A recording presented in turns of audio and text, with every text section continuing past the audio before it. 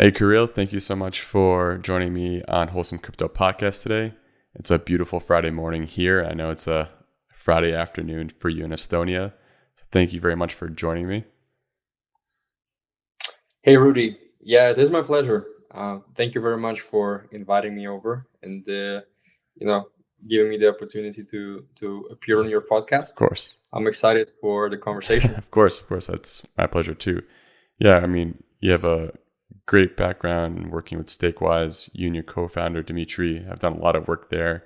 Before we start getting into all what Stakewise does, I'd love to learn a little bit more about you and what you've done in your past and your history that led you up to working and starting up Stakewise. Yeah, interesting question. So, I am originally from Estonia, and I think I've been always interested in like the economics and financial sort of dealings of just like companies hmm and businesses. And this led me to pursue like an economics focused degree, and later on I ended up working for an investment fund What? here in Estonia. Just So was it? make it. Sorry, I just Yeah. wanted to know. Was it the like the challenge of solving a mathematical equation for you? And obviously, money is a fun thing to solve because so many people love it so much. But Mhm. what part of the challenge that got you was getting you excited about economics and making you focus your studies on that? It's an interesting question. I think I tend to think that it has to do with like my love for solving puzzles. hmm Oftentimes, I'm not a fan of just like crunching numbers for the sake of I don't know, accounting, for example. I'm mostly interested in crunching numbers to try and like model some scenarios for the future. So it's more like trying to understand how the different components of one big system come together, and finding a way to approximate, their dynamics, individually, and to see what sort of global result this can end up with. So I don't know whether this is the sort of pursuit of certainty about the future, or it's just the process itself.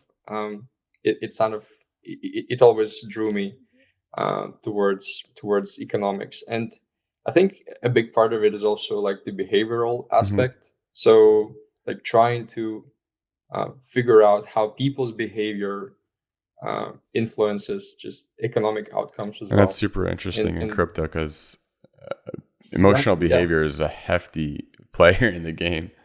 I feel like people underestimate how much emotion is used in crypto.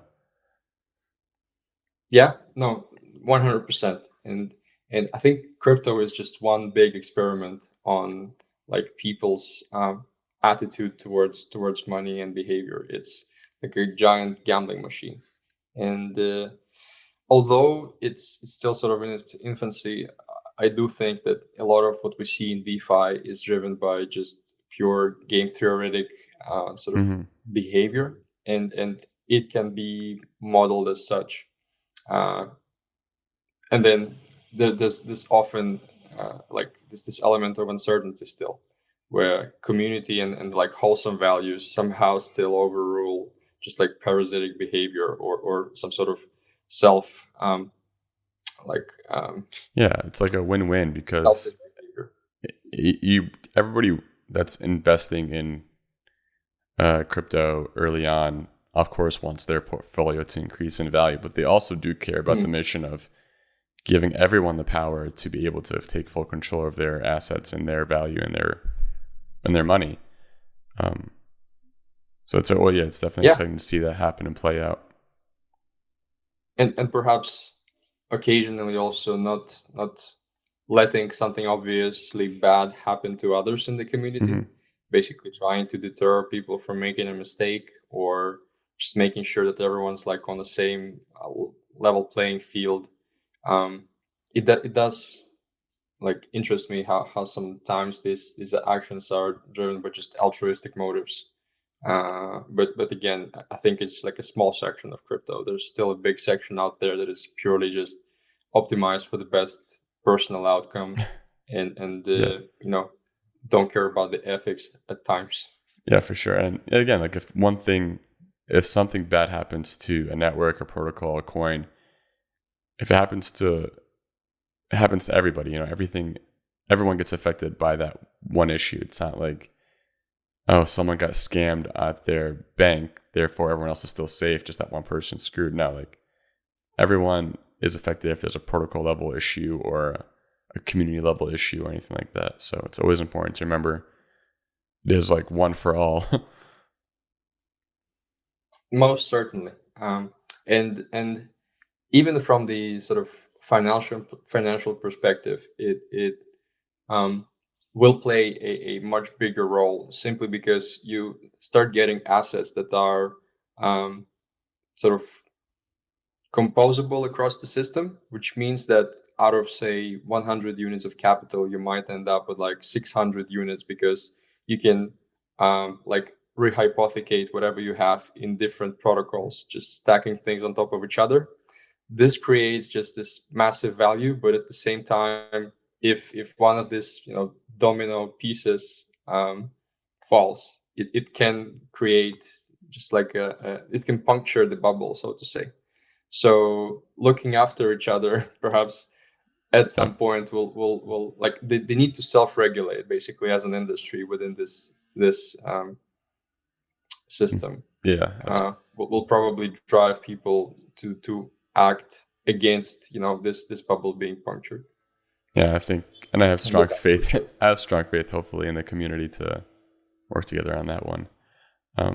So, okay, you're loving economics. This is what you're, starting to figure out what your passion is in high school, and then in college you focus on that. But when did you hear about Bitcoin? Was it during college? Yeah, I think like many people, I've first heard about Bitcoin like while still at high Mm. school, but like everybody else, I just didn't see the proposition. At that time, I was, I don't know, pretty happy with the financial system. I did not sort of encounter much friction in terms of how you need to interact with various intermediaries.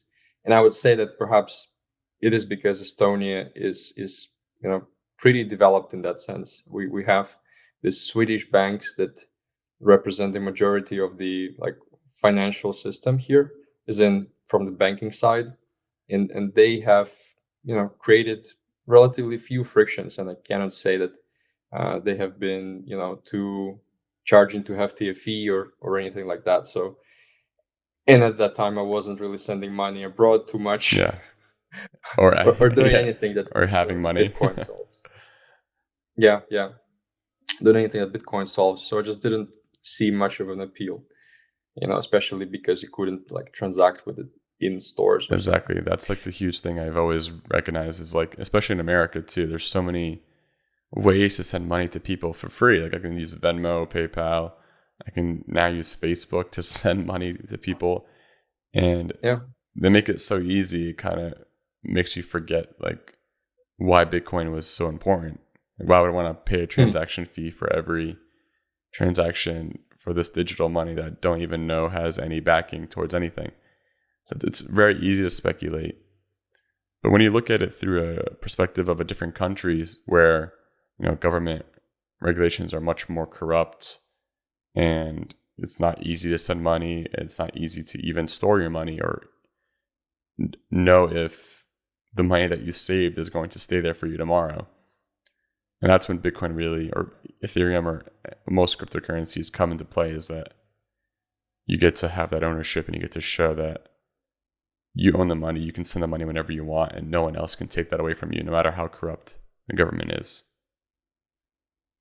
Yeah, and a monetary sort of argument comes into play here as well.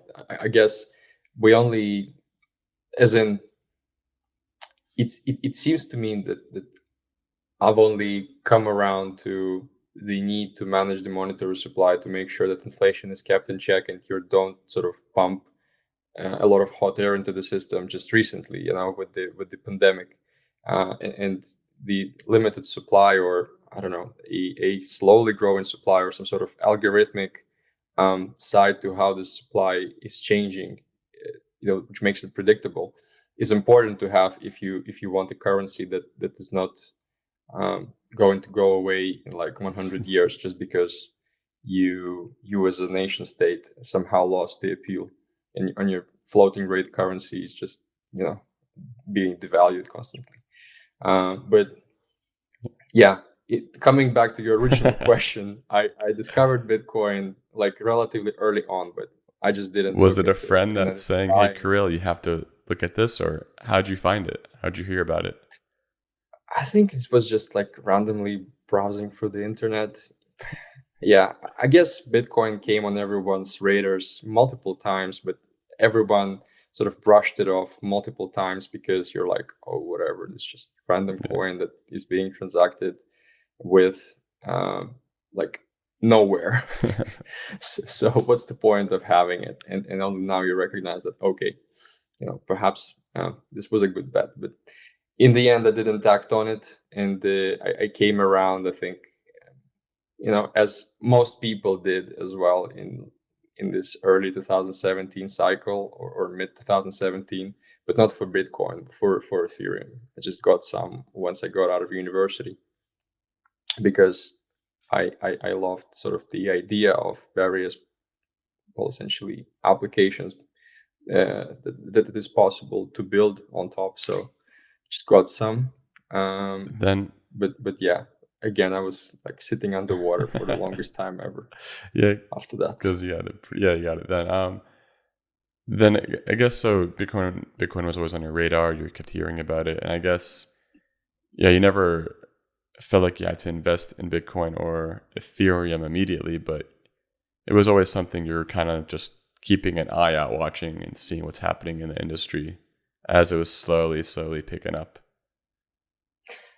I would say that it was only just for the fun of it. Yeah, the one eye open. Just Honestly, I cannot call myself like a crypto maxi until only recently that I came around. I think for a long time it was just like to watch the price for fun, to like ponder on the question how much you could have made That's the by worst. Don't do investing that. in like 2012 or something. Oh man. But here's the deal: the majority of people would have never held it. I mean, from that period of time until now, for example, I remember friends bragging how creative and great they are of traders because they bought it for like 100 and sold several weeks down the line for 400. You're like, oh man, I made 4x. That's pretty good. I mean, It but is. if they held it, they could have made way more. Yeah. So I honestly don't know what sort of mindset you need to be in to hold from like the very first instance to the to the current days, and I'd be interested to talk to such people. But in the end, You have to just yeah, buy and I was forget not. it. You can't even like think about it because it'll just drive you nuts. The what if? Yeah. So it came on my radar again when the whole buzz around it started picking up, and at the university, a friend, he basically said, hey, so there's this new currency that was released not that long ago that's still a very attractive proposition, like price wise. You can get a lot for relatively little, and it has this appeal and the technical sort of foundation for being universally used. So look into that. At the time we looked at the ICO boom and thought, okay, some random projects are getting lots of money. Some random factories in Russia just like collecting money for expansion in crypto, just churning out fake ICOs just to make some money. Wow. Yeah.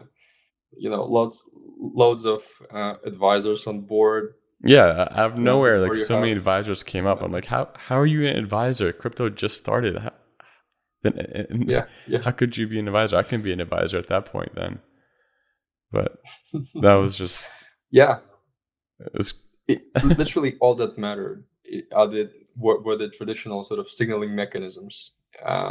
Like the longer your tenure, the higher the position, the sort of catchier the company you're at, or the like educational organization that you graduated from, the better. Like, oh, these guys are from MIT. They must really know their Hey, I'm from stuff. Boston right now, so.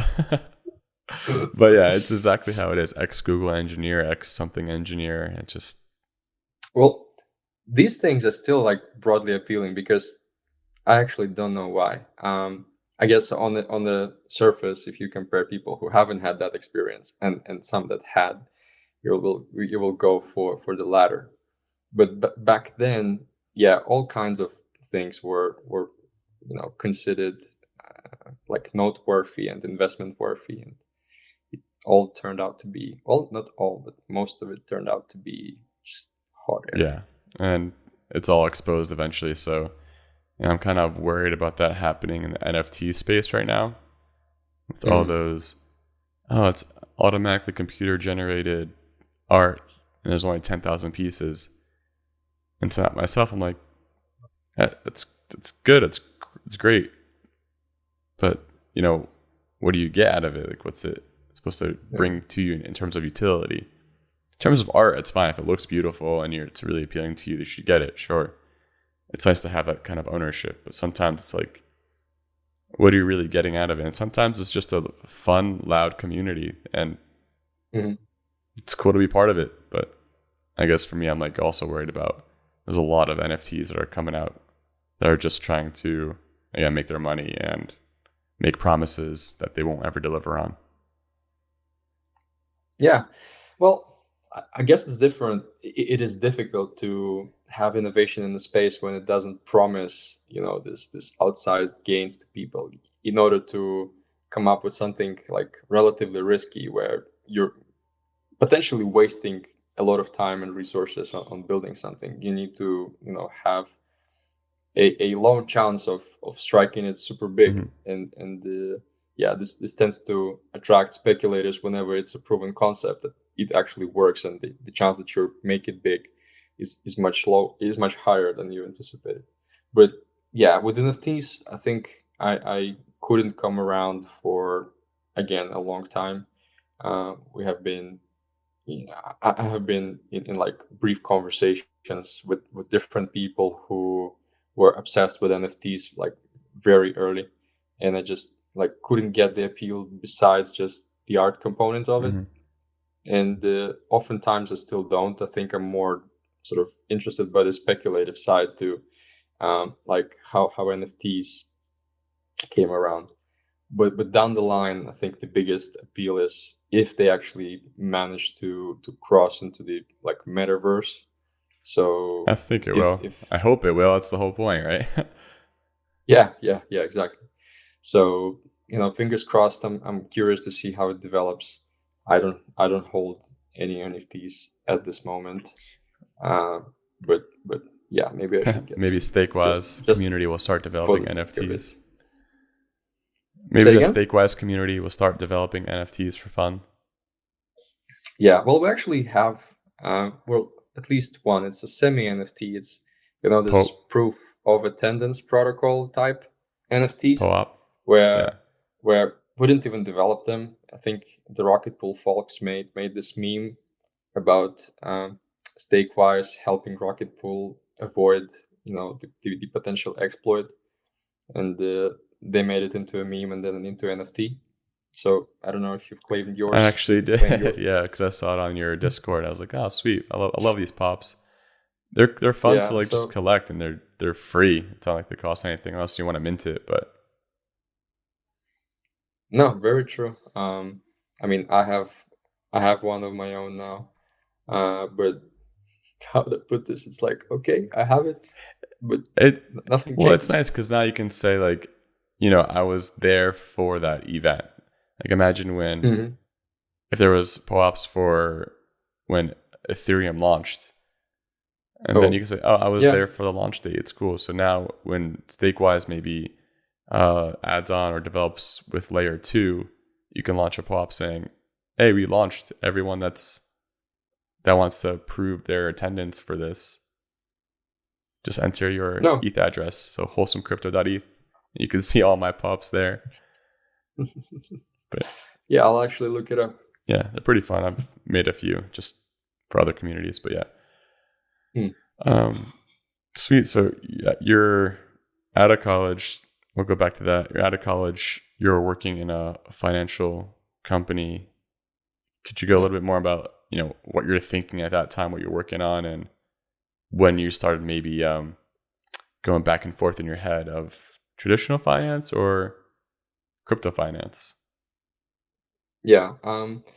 So I think it all started when I began playing around with DeFi, or at least the early sort of how would they call this? Exchanges? Uh, Or what? decentralized exchanges? Yeah, exactly. Dexes? So just yeah, Dexes, just playing around with that, and yeah, it was pretty fun. I have to say, it was nice to finally be able to do something with your ether, and I think at some point, you know, just was just observing what's happening, and that was around the same time that I was not super happy with how growth is at the in the financial sector, like personal growth, basically, be it career progression or the kind of stuff that you get to do. You're always sort of building on top of the like existing system, which is just um, at times like irrational. Mm-hmm. And down the line, I just didn't feel like I want to do this for the rest of my career. And yeah, at that same time, I think Dimi, my friend Dimitri, who is the founder of Stakewise, came back to Estonia from Sweden for the pandemic, and yeah, we sort of met up just as friends, and he told me about Stakewise, and from there it kind of was a very natural progression of like me going into DeFi with Stakewise. When did you make the full jump over to Stakewise? Yeah, actually, roughly 11 months ago. So on the 9th of November, I quit my job to work on it full time. We were approaching the launch of ETH2 like as an Mm-hmm. ecosystem. And at that time, we were going into our second sort of beta, like the final beta on the final Mm-hmm. testnet. And we were trying to raise, and there was a lot of stuff to coordinate. And I couldn't do it in my like free time anymore, like I did this whole time before throughout 2020. Mm-hmm. So yeah, I just quit, said, okay, this is all or nothing. And yeah, I'm glad it worked out. It was super exciting. Do you have like family members saying, "What are you doing with this? Like, what are you talking about?" My parents are like, they're kind of supportive, not supportive at the same time, but Yeah, I didn't tell anyone. still.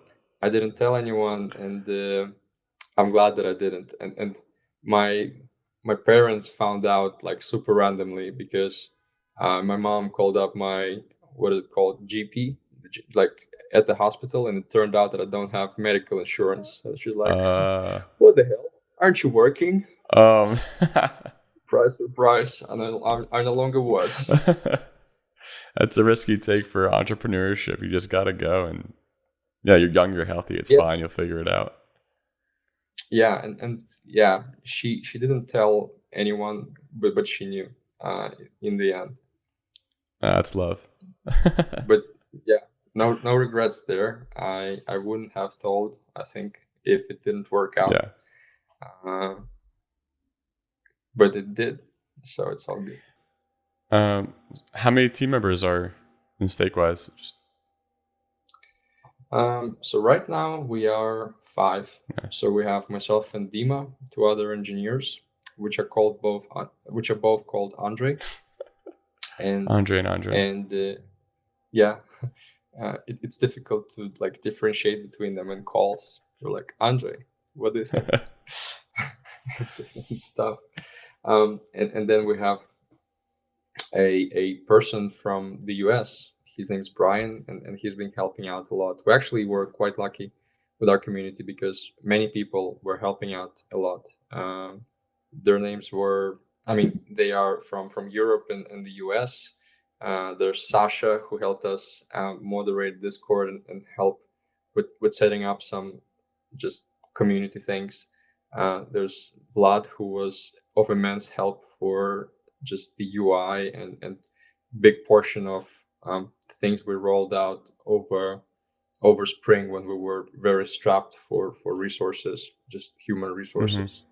And a bunch of other people who were always like super responsive to the community, and we still are maintaining communication with them. And so I don't count them as this as part of the like employed team, but they're definitely a part of the like core Stakewise team. This is no debate. Yeah, and it's always amazing having, you're working on something you love so much, and sharing that love with other members is just a extraordinary feeling.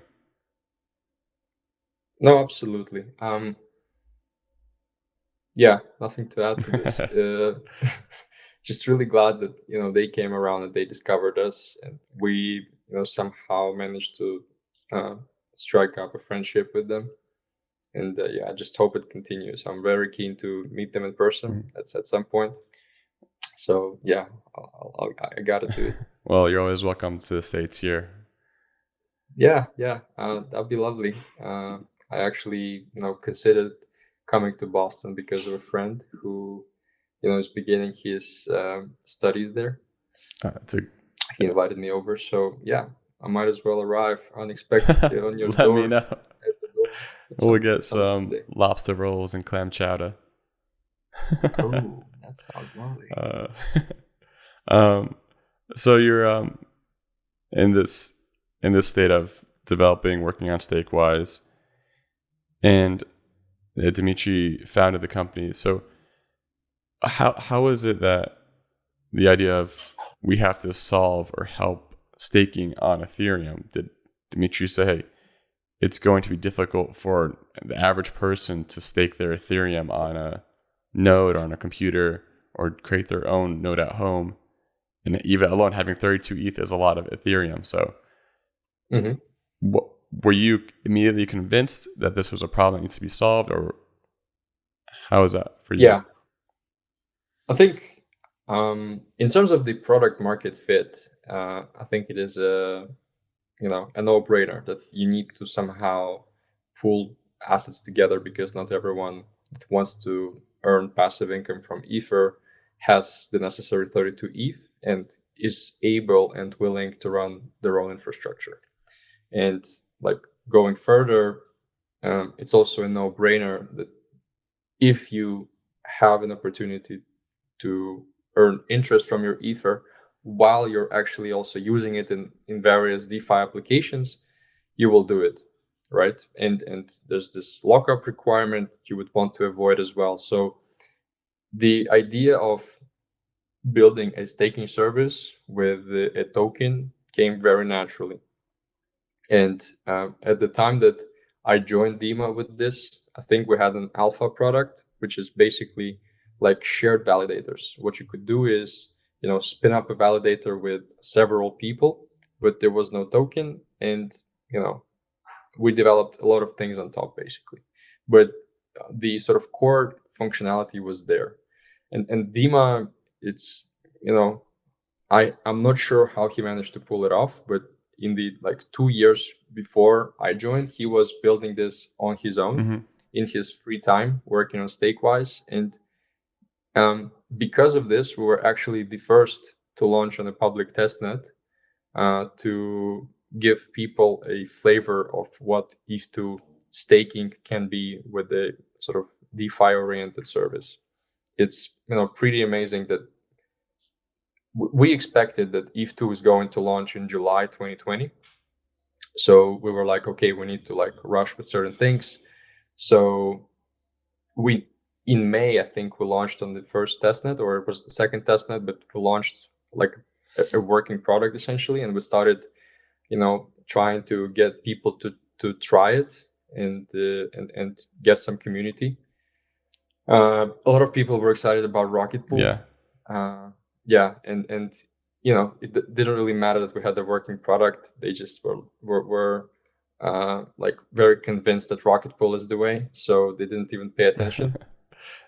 But yeah, I think slowly, like one by one, some people started coming around and testing it, and yeah, in the end, I think this head start uh, back in May gave us a really good sort of runway to build a community that is sufficiently large to get us off the ground like relatively quickly.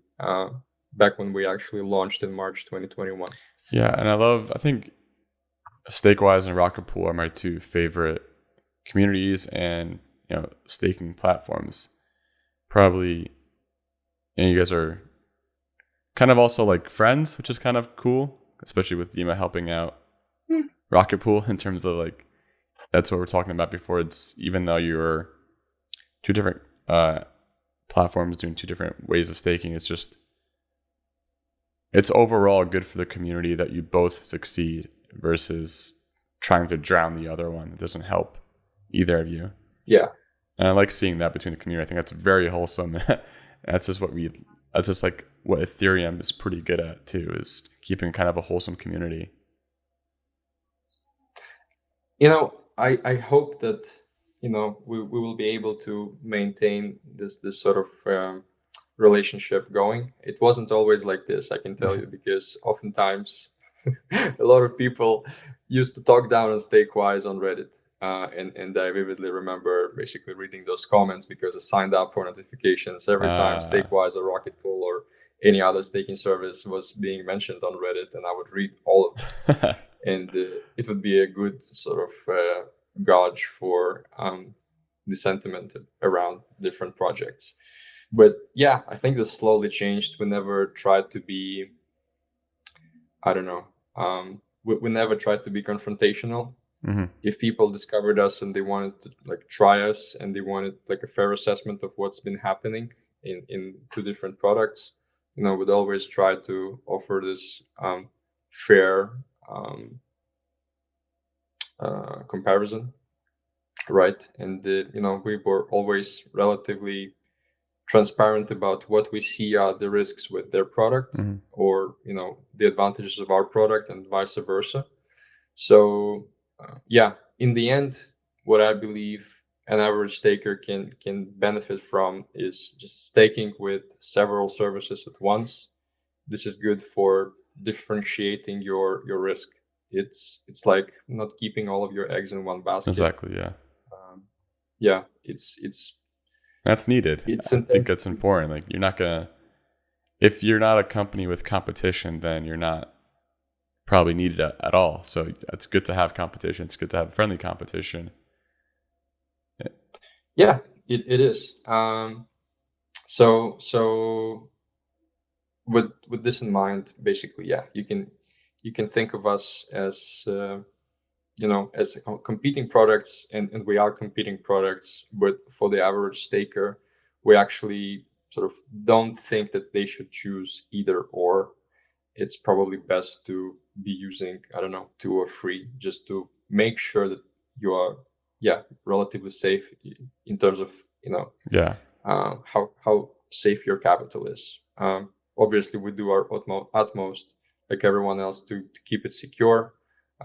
It's literally a very big commitment that we make, and that being said, there are always risks with innovation like this. On the client side, somewhere else, like we discovered with Rocket Pool and Lido, for example. Mm-hmm. Who would have thought? We started looking into decentralizing our protocol, started to look at how our competitors are dealing with certain things, and it turned out that okay, there's this glaring hole in how they do this that allows to steal users' funds. We hope that,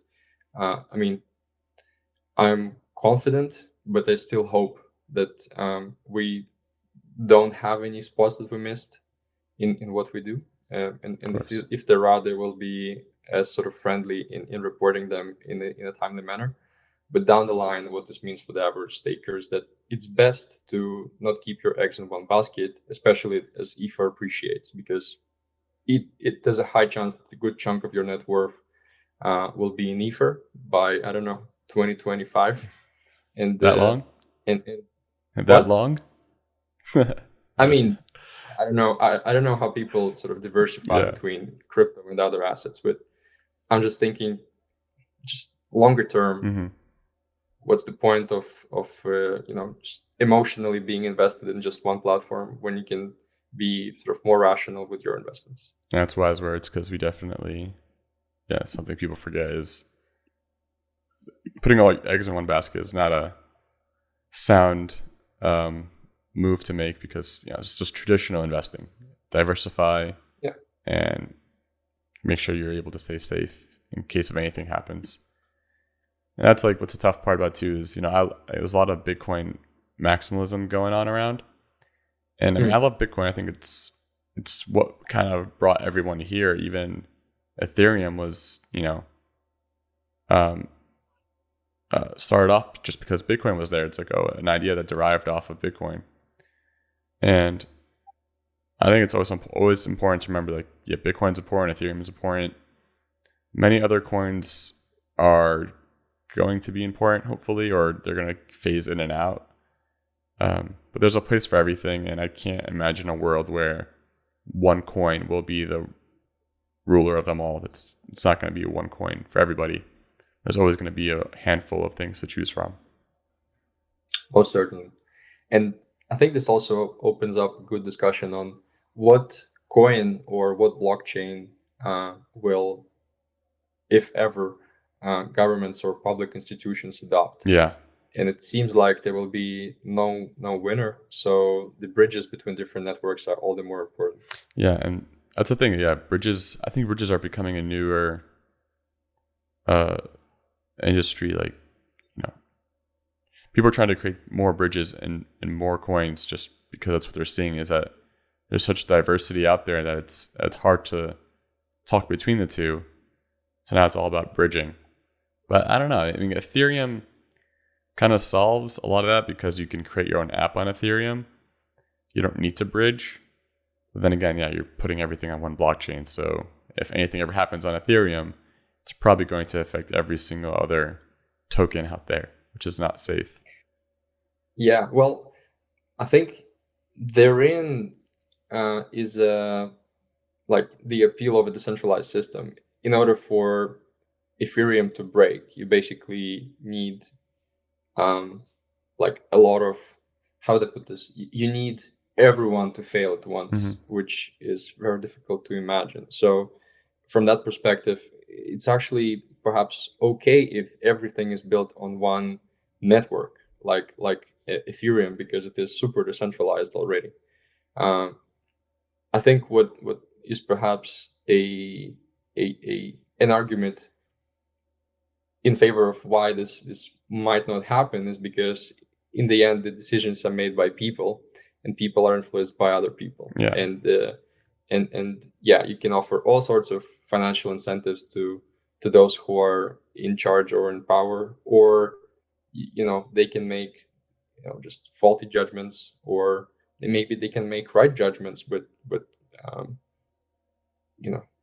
this may lead to other chains being chosen over Ethereum whenever, say, the traditional world adopts crypto or blockchain in general, at least in my opinion. Yeah, I have a hard time imagining countries who are so power hungry letting their power be decentralized.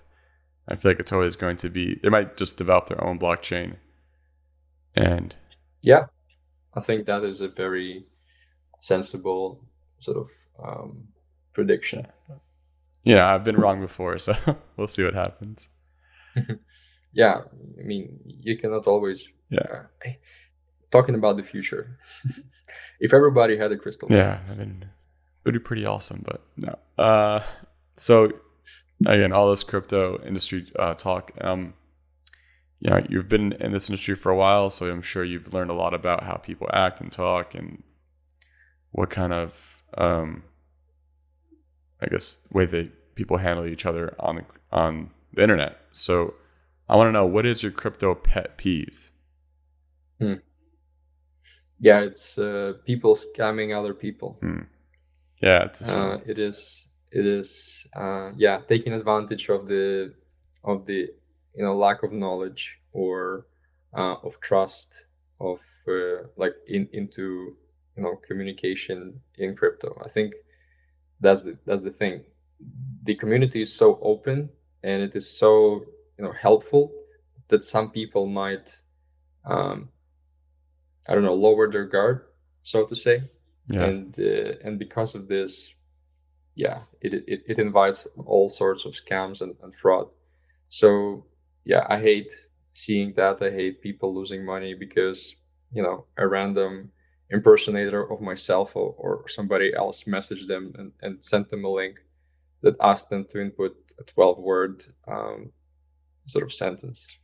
It's yeah, it's pretty upsetting to see, and at the same time, perhaps it also is a pet peeve to see people not like educate themselves on just the basic security questions. Never share your And seed the way to phrase. protect yourself. Never What? share your seed phrase. Never share your private key. Ever. Yeah, let's just put it out there again. This 12-word phrase you have, don't share it ever. Ever, ever, ever, ever, ever. Yeah. Yeah, I mean, it must be pretty hard for you too, because yeah, you're working so hard to make an awesome community and awesome representation of yourself, and then some scammer comes in impersonating you, and it's tough. Yeah, I mean, honestly, it's not as tough on me as on the people that actually lose their Yeah, savings because of this. And yeah, there's only so much that I can do to prevent this. Like, I legit cannot influence every single person, and it's not even really about myself. In general, no one um, can protect others other than trying to educate them on the potential dangers and the most popular ways to scam people. So yeah, I on my part do most that I can to just help people avoid that. So whenever we recommend like linking Ledger to MetaMask to make sure that a hardware wallet is easier to use in your browser, I'm always giving them the correct link to MetaMask yeah, because there's always a chance they will Google MetaMask.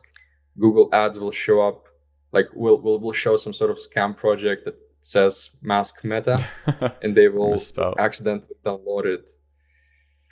That's hard. It's like, yeah, even I think MetaMask even tried to like help out with having a verified whitelist of links that are correct. So in Well, case you go to something like I don't know, some DeFi exchange or something, it would be like, this is an actual link. You're good to go, or it gives you yeah, warnings. I think it's more on the Google's end. Basically, it's very hard on their end, I guess, to just whitelist all the ads Oh yeah. because there are so many. Hmm. But at the same time, this crypto scams are so prevalent with like random like projects impersonating bigger projects to scam people, like routinely showing up on the ad sort of side. You would think that okay, maybe hire one person and try to check for this kind of stuff for just like the popular names. It will save people a lot of money. But That's tough. It's there's only so much you can do. Um, so yeah, now that you're in this industry, do you think you can ever go back? Do you ever want to go back? um Maybe when you retire. I mean, the only thing that is the only thing that is not, man, I don't know how to put this into words. Like there is one thing that I would change in when working in crypto, and this is this 24/7 connectivity, uh, and especially when you're a founder. So I honestly love everything, even when this 24/7 connectivity. I have no complaints. I'm like grateful. I do feel lucky to be in this industry and be able to make a difference.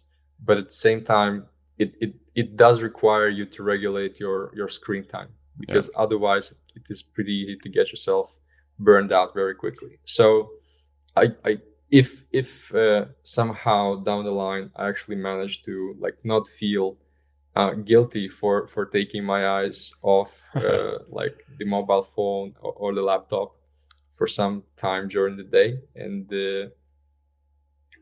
yeah, forget about this social media, then I think there's really no reason to switch. I love it. So Yep. yeah, I know exactly I what guess you it's mean. down to me. I know exactly what you mean. I used to be a community manager for 2 years, and yeah, I would be glued onto my computer, onto my phone. I just could not leave a Telegram chat, making sure everyone knows what's going on, making sure nobody gets scammed.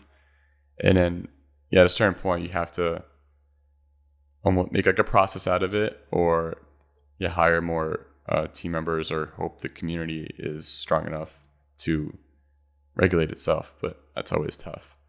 So yeah, there's definitely a way around it. But again, in the beginning times, it's really hard. I definitely feel you on that one. Yeah, but overall, I think it's amazing what we're building collectively, and us at Stakewise, like privately. So I'm just very keen to be a part of it, and a growing part of it. Yeah. And it's awesome that you are helping out with the community like that. And then guess what do you do on the side then, like as a hobby, or how do you live life outside of crypto?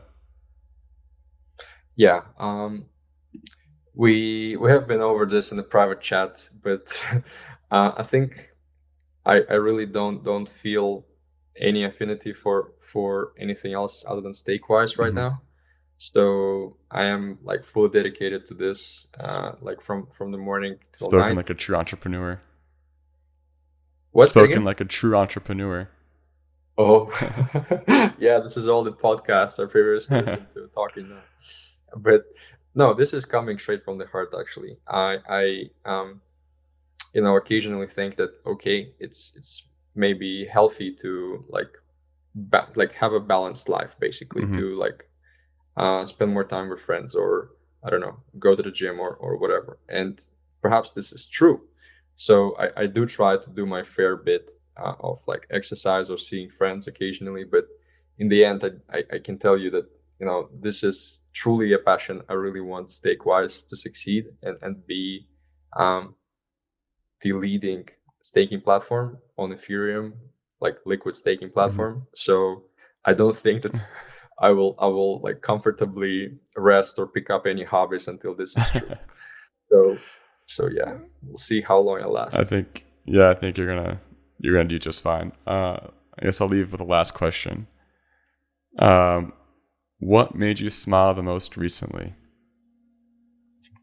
Yeah. Again, I think in the private conversation we kind of went over this, and I would feel disingenuous if I like said the same thing. So I'll try to come up with something else. Yeah, I previously said that I was genuinely happy for Dima getting recognition for being an amazing builder in this space, and building Stakewise, and advancing the values that we like share as a community, in the vulnerability that he disclosed. Mm-hmm. But now I would say what makes me smile is Stakewise getting like gradual adoption, like receiving gradual adoption in the DeFi space. We just randomly learned about being included in the Fuse pool. Even though it's small, it's actually good that people are starting to notice. It's honestly been pretty, or not noticed. People have been noticing us for a long time, and I know that a lot of people know about Stakewise, but somehow um, we have not generated significant amounts of TVL yet from it. But I do know that after this recent thing, I think we're definitely being treated more seriously. Mm-hmm. And what made me smile or happy is this recent inclusion into into the fuse pool. It's a small win, but a win nonetheless. And yeah, like all the other things that are going for us, we need to like capitalize on them. That's amazing. And I'm also actually very excited about meeting all the people that have been previously only chatting via the internet when I go to Lisbon next week for the conference. Are you going? Sweet. So take pictures.